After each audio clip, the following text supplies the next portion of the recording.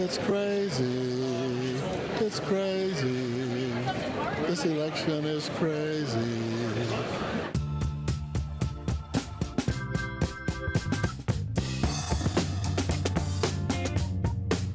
Someone should really write a book about this race. John Heilemann is in Ambridge, Pennsylvania, where Donald J. Trump, billionaire, held a rally this afternoon, his first campaign event since yesterday's extraordinary, outlandish, and outright peculiar presidential debate. Mark Halpern is out in Fletcher, North Carolina, where Mike Pence is speaking later tonight. I'm holding down the fort here. For the past 72 hours, the political world has been speculating wildly about how voters will react to the tapes of Trump boasting about sexual assault that were published on Friday, setting off a firestorm.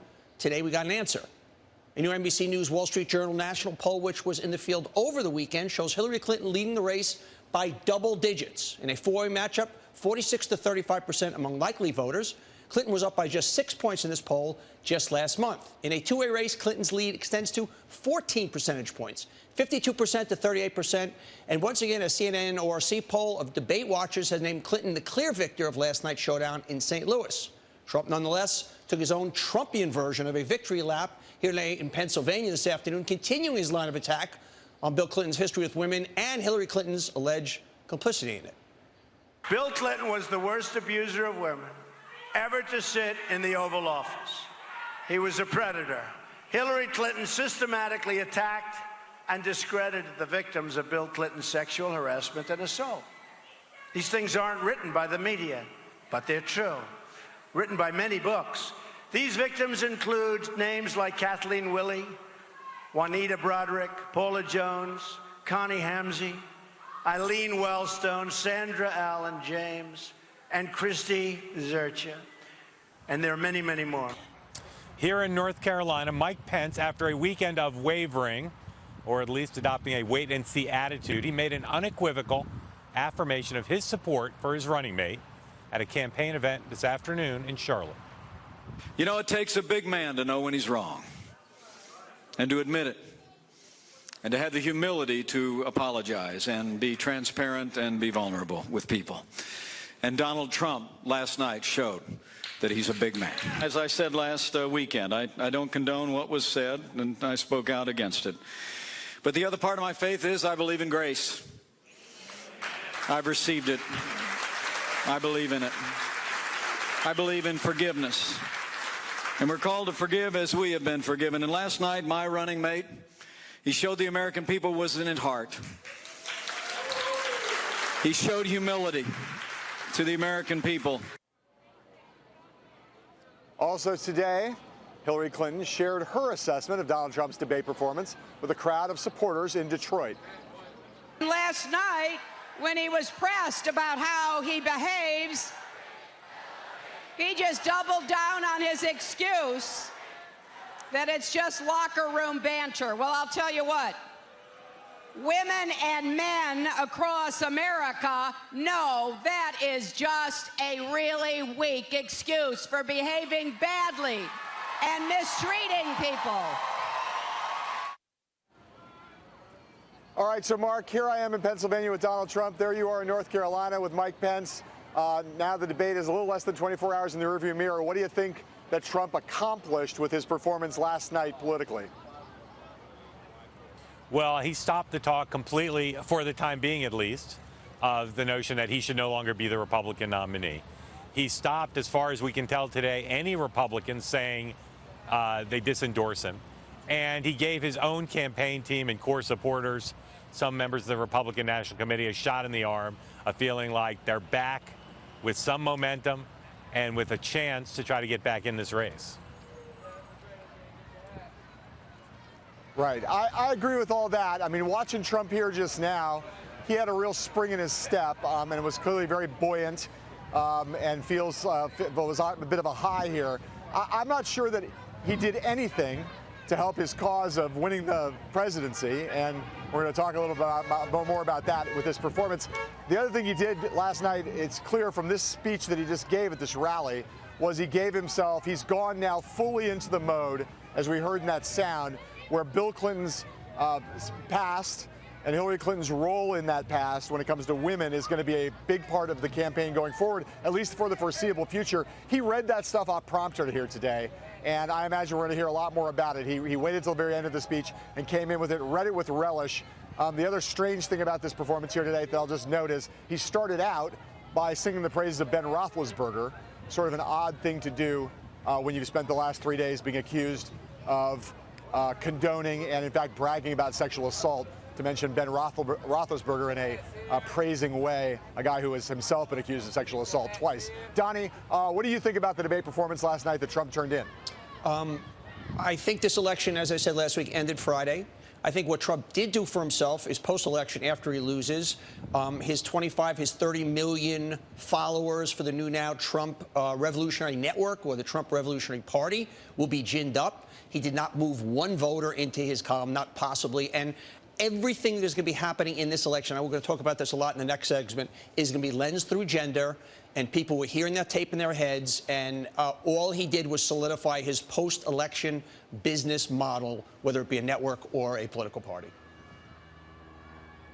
Yeah, I mean, look, there's going to have to be, Donald Trump's going to need some luck and a win in the third debate to get back within hailing distance, and we'll wait to see that more national and key state polling. But right now, that NBC News Wall Street Journal poll is the marker by which Trump has to deal with the reality he faces. All right, the conventional wisdom today, as we suggested before, is that Trump's performance last night maybe, just maybe, halted more runaway Republicans from jilting their nominee at the altar.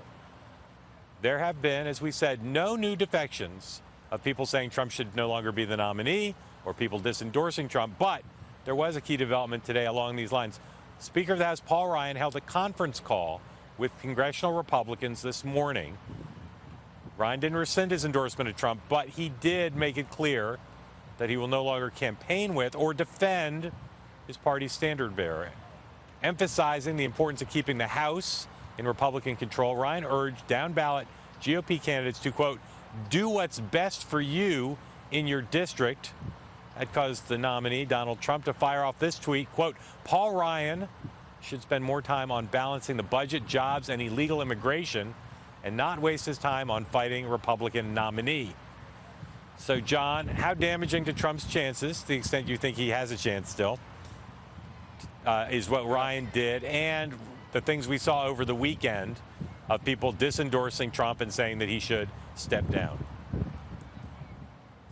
Look, I think that all of this, the sight of the Republican Party fleeing Trump over the weekend, now the sight, even though he didn't disendorse Trump, the sight of Paul Ryan basically telling his members it's every man for himself now, is going to send a bad message to the kind of voters that Trump would need if he were going to become competitive in the race. And let's be clear, on the basis of that NBC Wall Street Journal poll, Donald Trump is not remotely close to competitive right now for the presidency. I'm not saying we got another 4 weeks. Anything could happen, I suppose. But right now, he's not even close to being competitive. And so I think that the Ryan thing could have been worse, but it's not good. Yeah. Look, Mike Pence really did a lot for Donald Trump today, as far as it goes, by saying the Clintons are morally flawed and their moral flaws involve public behavior, not elected office behavior, not the governmental behavior, not private behavior, and emphasizing ideas. The problem with Ryan's repudiation of Trump is he's basically saying, I don't care about Trump's ideas. I don't care that he agrees with me on some policy issues anymore. I only care about the House Republican agenda. That's dangerous because Trump and Pence believe that they can simultaneously attack Bill Clinton, attack Hillary Clinton, and talk about ideas, talk about things like judges, etc. Donnie, how damaging do you think the Paul Ryan's statement today is for Trump in terms of trying to get some momentum back? Zero damage. You have two candidates with 100% brand awareness, very, very clear personalities. Endorsements on either side are almost irrelevant at this point. Yep. Right. I want to be clear about one thing just from here. Donald Trump spent a lot of this speech today just now attacking free trade and attacking entitlement reform. You wonder why Paul Ryan doesn't want to have any part of of Donald Trump on the question of ideas, Mark. That's part of the reason. They don't agree about much of anything at this point, and I think he recognizes that Trump is almost certain to lose now, as Donnie suggested. A number of Trump's attack lines last night at the debate came from hacked Clinton campaign emails that were published by WikiLeaks. The site posted another document dump today. It didn't contain any mortal threats to Clinton, as far as we know at this point, but it did include campaign discussions about how to attack Bernie Sanders during the Democratic nomination contest, as well as emails from longtime Clinton aide Doug Band saying some unflattering things about Chelsea Clinton. More than anything, the documents portend that more leaks may be in the offing in the days ahead. In St. Louis last night, Clinton chose to play it pretty safe when she was faced with accusations and attacks on the front of her emails. She also didn't spend much time hammering away at Trump. She sort of resisted rising to the bait. She was basically doing the four corners offense, or the prevent defense. So given the prospect of more October surprises ahead, Mark, especially with relation to this email stuff, do you think that this is a winning strategy for Clinton?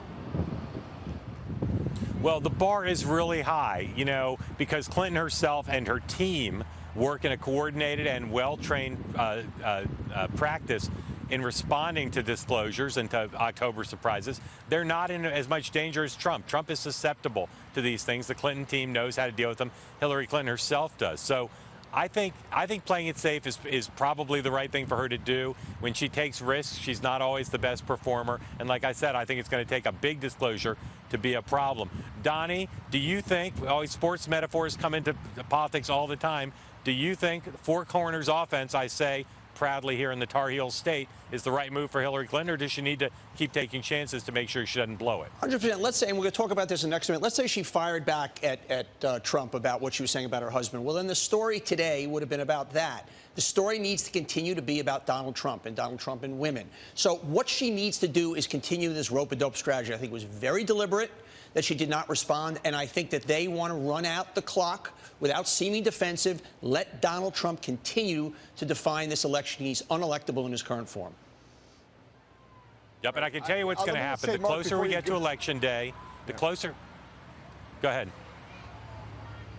No, go ahead. Finish your statement. Go ahead. The closer we get to Election Day, the more you're going to hear right from the old Clinton classic playbook. This stuff's coming out because they're trying to steal the election. They're trying to take the election away from you. They want this election to be about my yesterdays. I want it to be about your tomorrows. We heard it in 1992. Right. The Clinton people will trot that out for sure the closer we get to Election Day. And Trump 3 times here today, 3 times said, we don't want to let this election get stolen from us. So you're going to hear a lot of very similar kinds of claims going in both directions. But I'll say, just at the end of this, look, right now Donald Trump's in the 30s. He's in the 30s, and the performance he gave here now and the performance he gave on the debate stage last night were performances designed to rouse his base. And his base can be as roused as all get out. But if he's in the 30s, he's not, as you put it, Mark, in hailing distance of being able to win this election. So this strategy right now is a great strategy to feel good at events, great strategy to make the base feel great about him, but it's not a strategy to win. Yeah, it's going to be interesting to see when the campaign itself gets their own polling data back during this week, and Republican groups who they share data with, sometimes properly, sometimes not. It's going to be interesting to see how they react if they see that they need to change course. Yeah. All right, up next, we're going to do more to break down last night's debate with the great Donnie Deutsch after these words from our sponsors.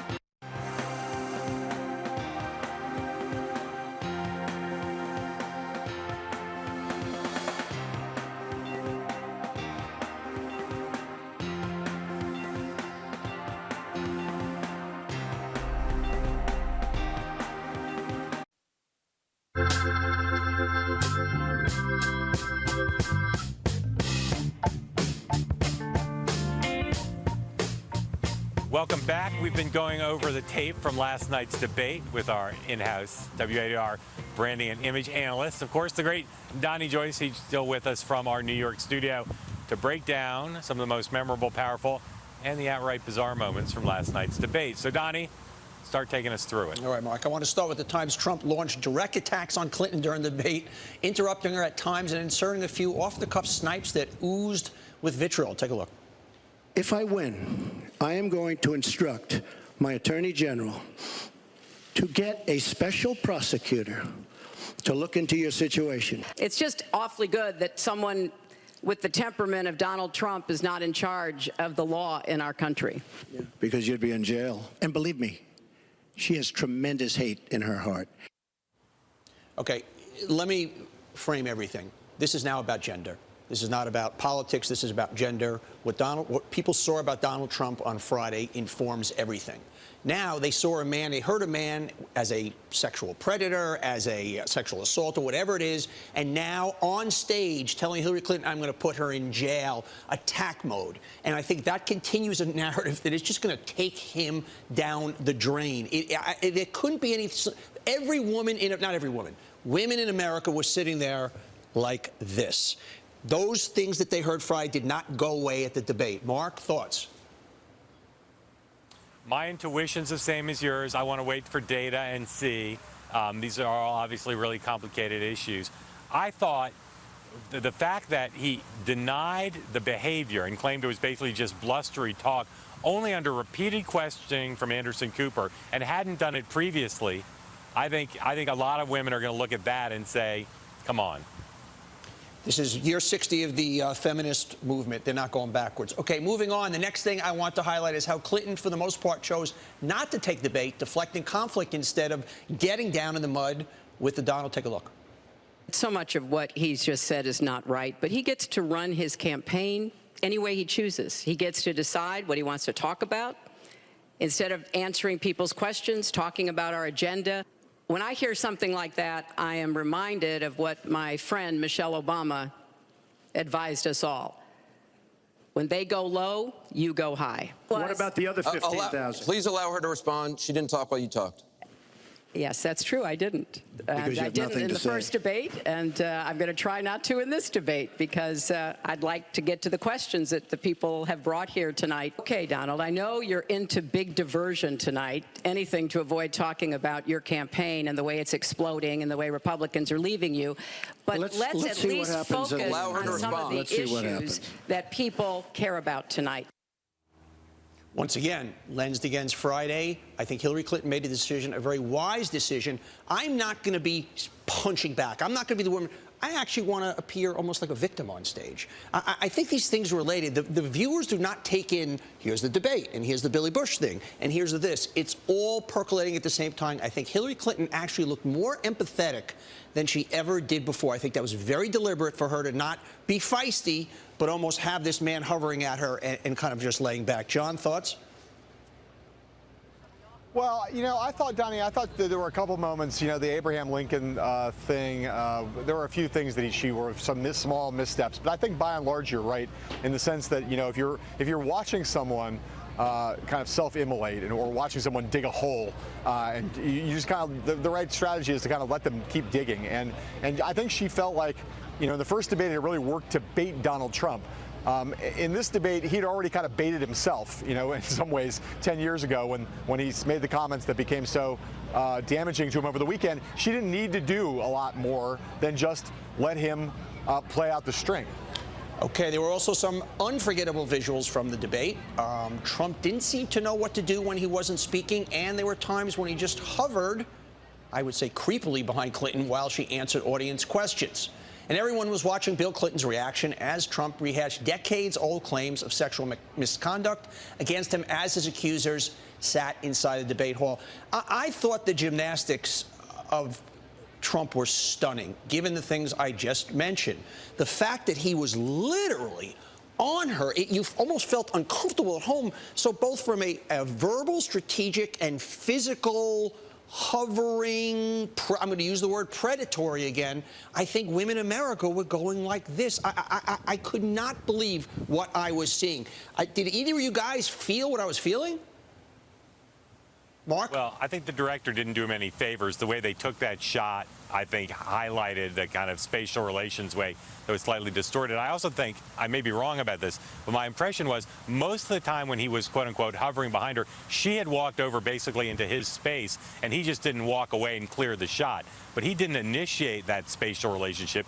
He just ended up there because she walked over. I mean, John, as for I'm the watching... Bill Clinton reactions, I mean, they belong in the Smithsonian. John, I'm watching this literally as he's following her around. I mean, we all know women. I had a daughter watching with me, and she was getting a little creeped out. Am I overstating this? John? Things that showed here is that Donald Trump did more debate prep for this debate than he did for the first one, but the kind of debate prep he didn't do was the kind that revolved around this choreography. And it was one of the things that I said for a week before this debate. I said this might be a problem for him, and it turned out to be a problem for him, I think, for sure. It was not a good look, and I don't, there were other more damaging things than that, but I did not think it was well executed on that front. All right, Donnie, thank you for taking us through all that. We're going to have more from out here from me in North Carolina. John up in Pennsylvania, out with Trump and Pence the day after the debate when we come back.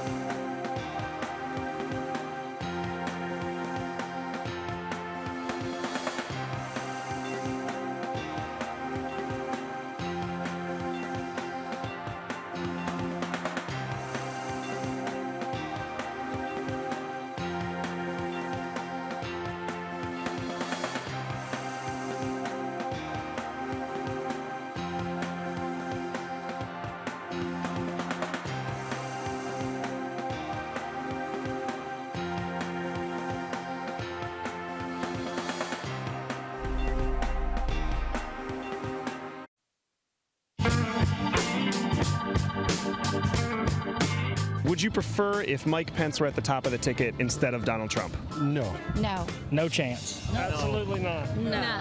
No way. I think Mike Pence is right where he needs to be. He's not a career politician. He hasn't been in the White House. He hasn't even been in Congress. He's not even a senator. He's fresh and clean. Do you think Donald Trump won the debate? Yes, I think he did. I really feel that he did. Come on, man, for real. Absolutely. Donald Trump destroyed her. He body slammed her. I think he landed a lot of good punches where they needed to be landed. It wasn't even close. He called her the devil, and we all know that's true. Thumbs up. He gave us the opportunity to possibly get justice for Hillary's criminal activity. Trump is the only man with the backbone enough to stand up and tell America the truth. So those were some Donald Trump, Mike Pence supporters down in Fletcher, North Carolina, where the Republican vice presidential candidate is scheduled to speak later this evening, and where Mark is hanging out. Mark, last night there was a lot of mixed reporting about how the Pence camp was feeling about how Donald Trump treated Mike Pence on stage last night. He kind of threw him under the bus a little bit and certainly distanced himself on policy with respect to Syria. So just give me your sense both of what it's like on the ground down there and what the attitude is towards the ticket in Pence world. If you look at Mike Pence's 3 cable news interviews this morning and you look at the event he did in Charlotte today, he gave a speech and then took a few town hall style questions. He could not have done more of what the Donald Trump team would have wanted than he did.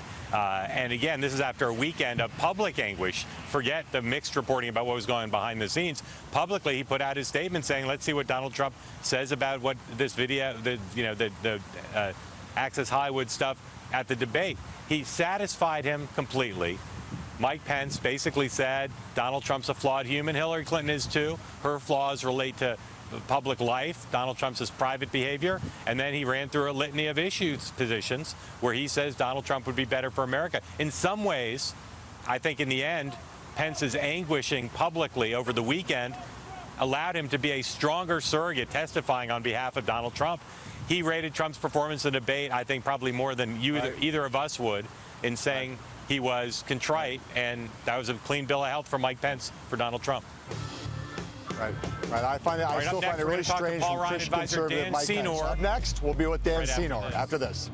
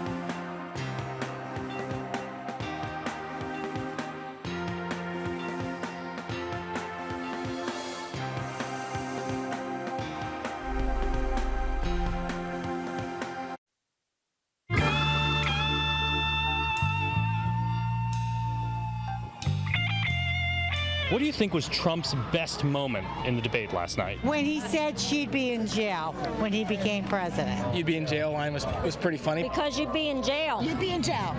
That Hillary Clinton has been in Washington for 30 years. 30 years and didn't do anything. And what do you think was Clinton's worst moment? She told that giant lie about Abe Lincoln. That Abraham Lincoln did the same thing. Abraham Lincoln. She seemed real flustered when he brought up the rape allegations. The way she handled the last question, she didn't give Mr. Trump a compliment. And are you satisfied with the way that Trump has handled the video? It's not right what he said, but people make mistakes, and it's good that he's asking for forgiveness. You know what? I've said worse. I think men talk like that, period. Alpha male guy talk. Doesn't bother me. I just worry about what he's going to do for the United States.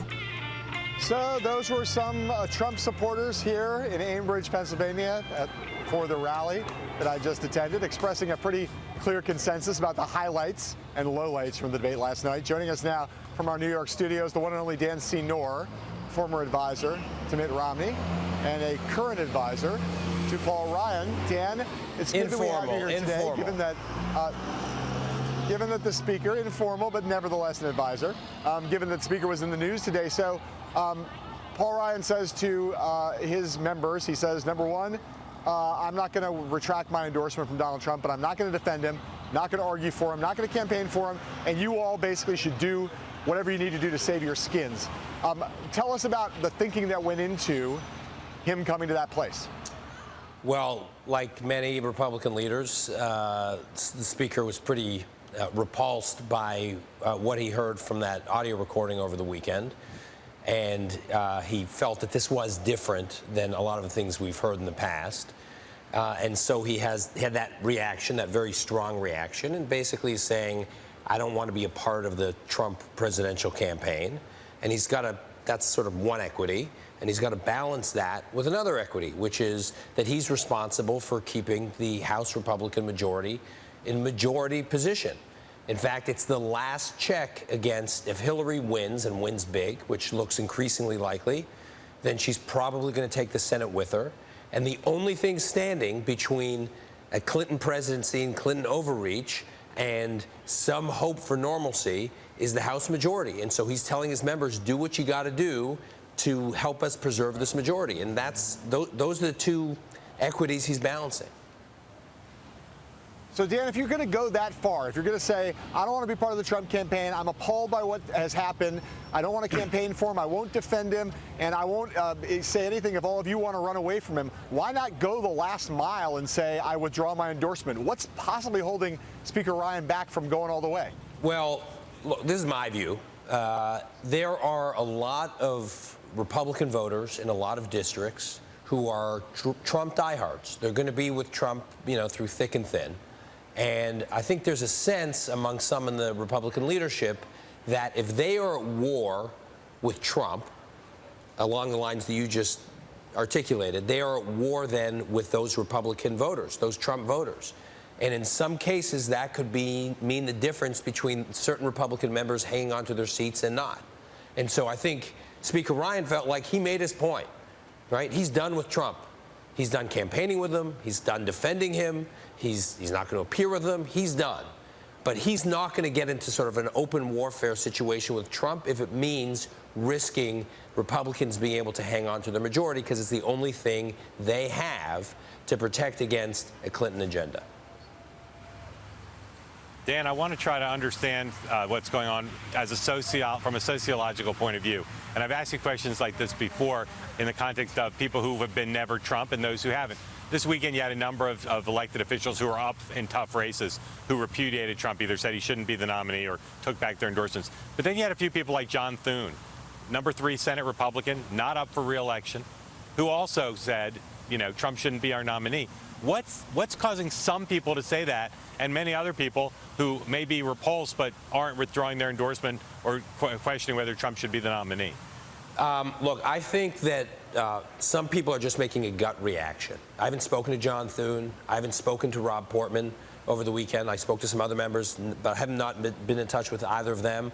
I think in those cases, it was probably just a gut reaction. This just didn't feel right. This felt different, and they had to do something different. I think other members are just making the following calculation.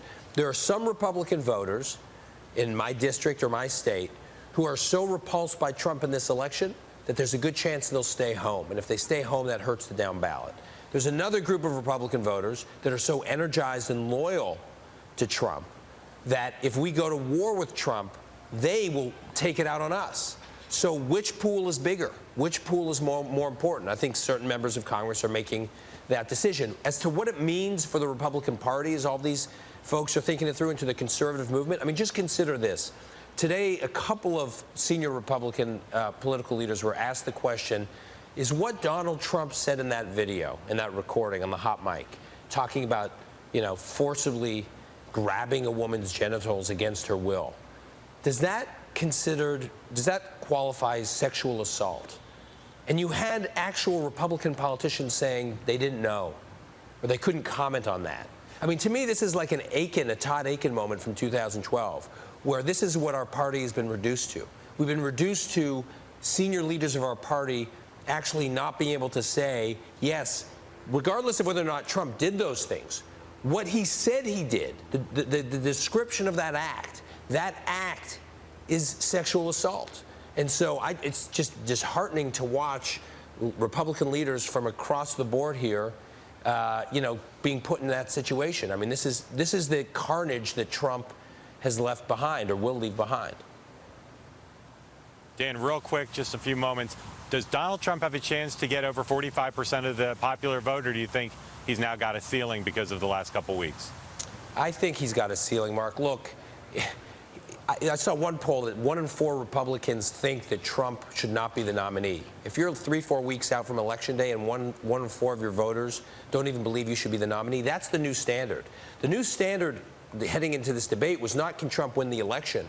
The new standard was, could he do well enough in the debate that he can still continue as nominee, that he won't be dislodged? So I just think last night for him was all about reassuring his base and his voters, and that's what the next 3 weeks are going to be about. They're not going to be about building any kind of coalition that could win, not even getting you to 45, 48%.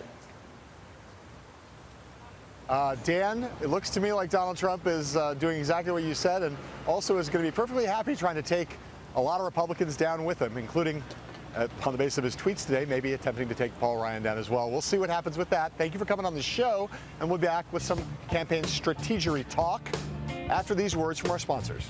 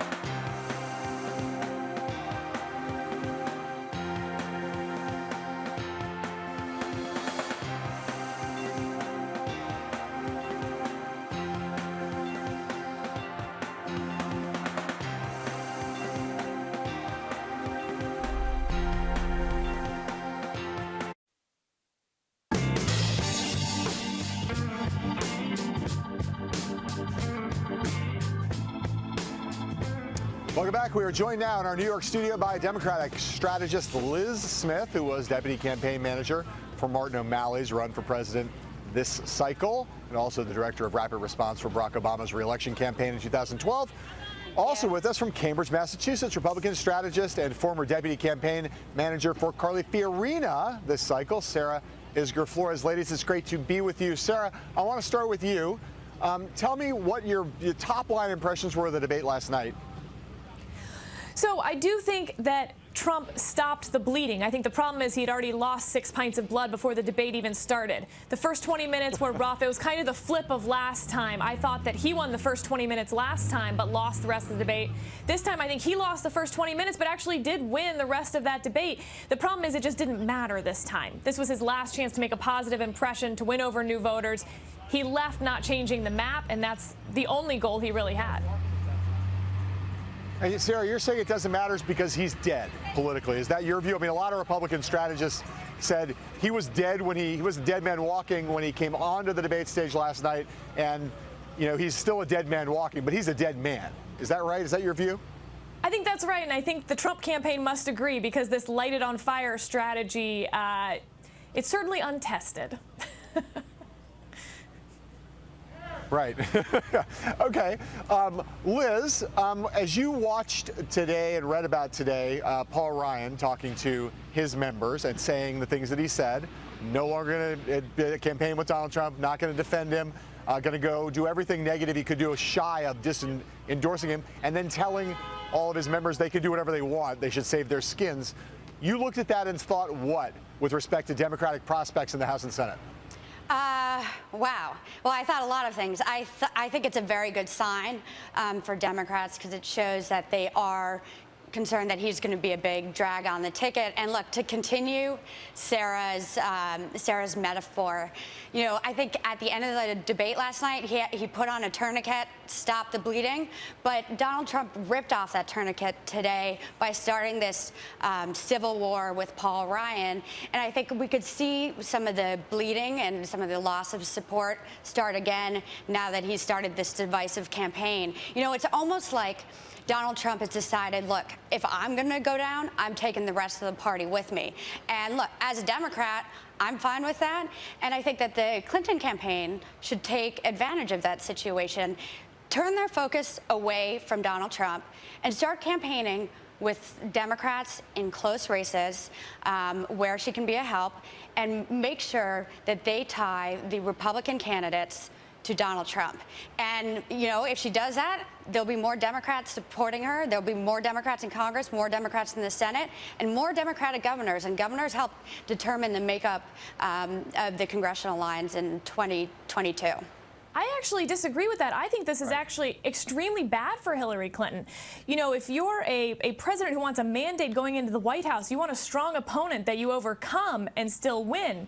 What's going to happen here is her negatives are going to continue to tick up. 2/3 of the voters don't think she's trustworthy to begin with. And then she's going to win an election that everyone assumed she had to win by default anyway. So she's going to go into the White House without a mandate. It doesn't look like she'll have particularly long coattails heading in there. A lot of these Republican Senate candidates are running 7-9 points ahead of Donald Trump. So that means Hillary's not helping her down ballots. She's going to go in as potentially the least favorable, least trusted president on Inauguration Day in the history of American politics since we've been running the data. So that makes her a very weak incoming president and very likely a one-term president. Well, you could say that today, but you know, remember Mark Foley in 2006? Things can turn on a dime, and so I'd say, you know, wait and see. So I want to ask you guys both a question as both as political strategists and as women, right? This is a question I think you were going to agree on. Sarah first.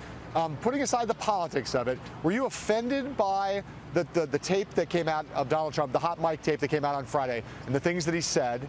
Do you find that offensive personally, beyond the political implications of it? Yes. Liz, do you find it offensive? Liz, do you find it offensive personally as well as politically problematic? I find it deeply, viscerally offensive, and I think any woman who watched it did. And this is the thing, because any guy that brags about committing sexual assault probably has committed sexual assault. Right. Okay. So you guys are in agreement about this, right? So I assumed you would be. So Donald Trump in this building right next to where I'm sitting right now in Ambridge, Pennsylvania, went further even than he did yesterday in laying out the case he's been dying to make for months, which is that Bill Clinton was guilty of serial abuse of women for years and years and years and years. There are many, many instances of it, and that Hillary Clinton is complicit in having intimidated those women, in having shamed them, and having dismissed them, and behaving, and it kind of, again, complicit with her husband. So just tell me both as women, and then also as political strategists, what do you think of that as a gambit on Donald Trump's part? Sarah first. So first of all, it's absolutely true. It turns out we can have two horrible people running for office for the presidency at the same time, and we're running that experiment right now. I absolutely think that both sides of this ticket have enormous amounts of shared blame on this issue.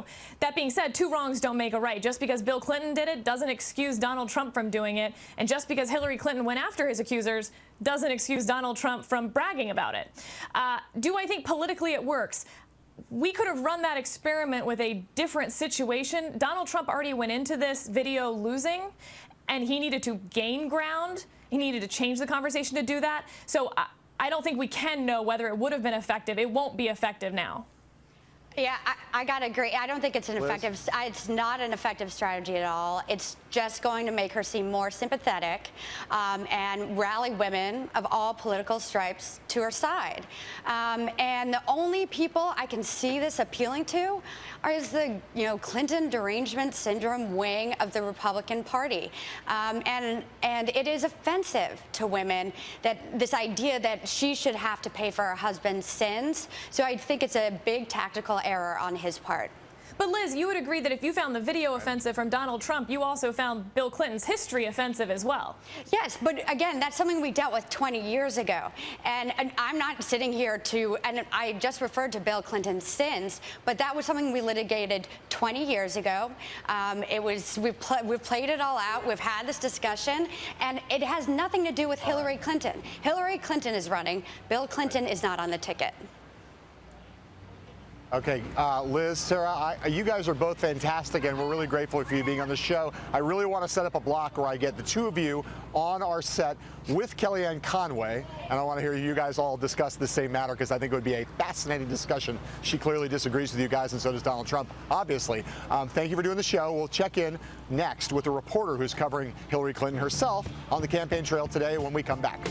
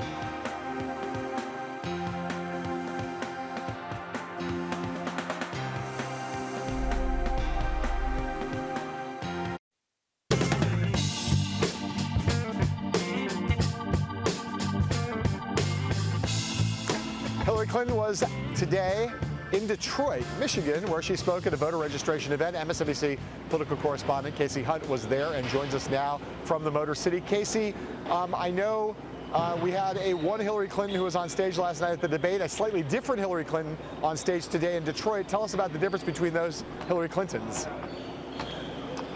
Hey, John. Yeah, if you saw last night the Hillary Clinton who was determined to come across as not rattled by what Donald Trump had done and who was kind of sober and careful in tone, a little bit subdued, you got the angrier, more in your face, he should have spent last night apologizing, Hillary Clinton, here today on stage. I think to a certain extent there are some Democrats who wanted to see a little bit more of what we saw today in Detroit from her on the debate stage last night. But I do think that her campaign has been very focused from, basically from the point that those women walked out with Donald Trump in the press conference to this morning on the plane, and to even, as Jen Palmieri and others were talking to reporters here in Detroit, that Hillary Clinton was not rattled by what happened. They were trying very aggressively to send that message. I think there was a point this morning when they thought, okay, it's clear that the consensus is emerging that Donald Trump did stop the bleeding with the second half of his debate performance. But then, of course, Paul Ryan came out, talked about this. So the Clintons campaign is kind of back to feeling like they're in a good place in the news cycle. Right. So there's kind of two pieces of good news for them today, right? One of them is all the stuff going on with Paul Ryan and him sort of cutting Trump loose, even if he didn't disendorse him. The other thing, of course, is the NBC Wall Street Journal poll, which puts Trump in the mid-30s. They must be feeling pretty good about those two developments in the wake of the debate. I think that there's no question about that. I think, there was a period of time before this tape came out when the Clinton campaign was enjoying their post-debate bump in the polls. And when you talk to them privately, they said, okay, now if you talk to their comms team, the usual suspects, they would say, all right, now we have to work on setting expectations for another dip. We have to make sure people understand there's going to be another cycle before we get to Election Day where it seems like maybe Trump is getting it back together.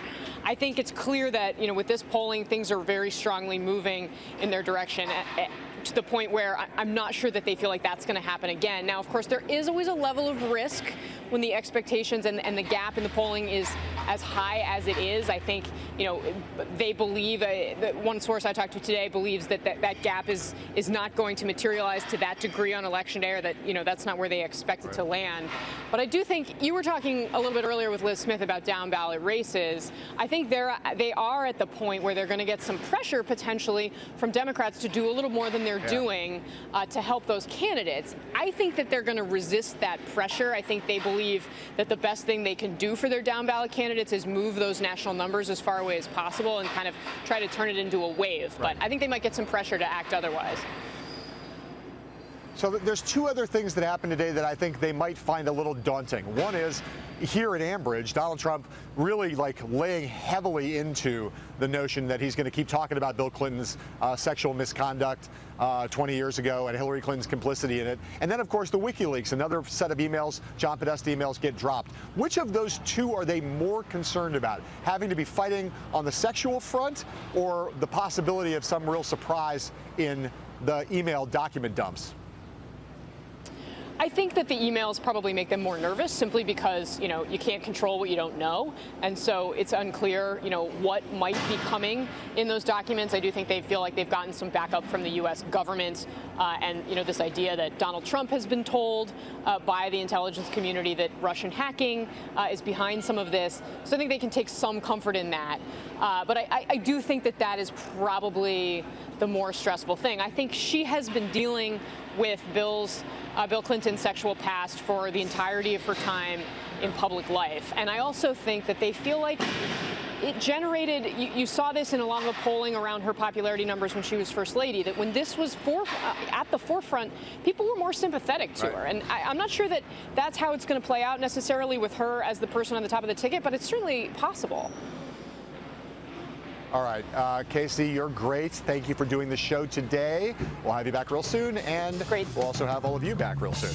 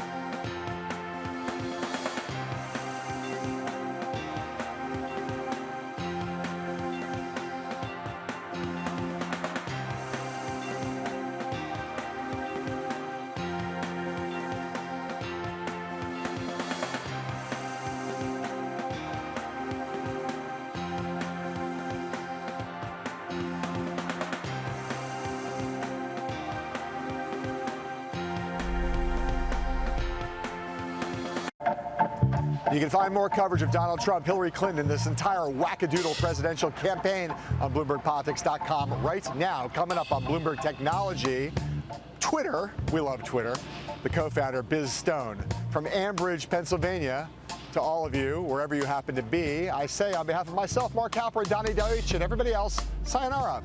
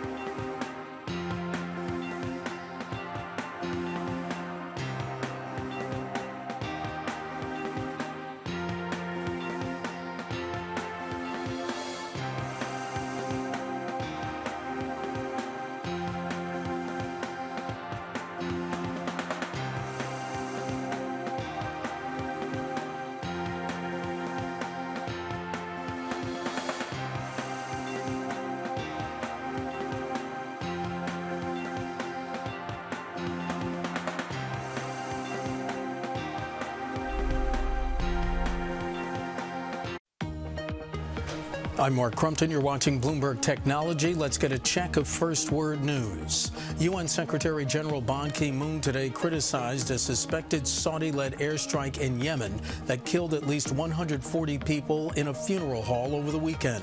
Ban is calling for an independent probe of rights abuses and other violations in Yemen. Newly leaked emails posted by WikiLeaks provide a rare glimpse into the tension among Hillary Clinton's inner circle over her husband's business dealings. There was concern about damage to former President Bill Clinton's reputation and potential harm to his wife's presidential bid. The emails also revealed turmoil within the Clinton Foundation while Mrs. Clinton was Secretary of State. Senate Majority Leader Mitch McConnell is remaining silent about the latest controversy surrounding Donald Trump. He told the Chamber of Commerce in his home state of Kentucky, quote, "I don't have any observations to make about the presidential election." House Speaker Paul Ryan said he won't defend Donald Trump or revoke his endorsement. Ryan told the GOP members on a conference call his focus is on keeping the House majority. Trump tweeted that Ryan, quote, should spend more time on balancing the budget, jobs, and illegal immigration and not waste his time on fighting Republican nominee. Global news 24 hours a day, powered by more than 2,600 journalists and analysts in over 120 countries. I'm Mark Crumpton. Bloomberg Technology is next.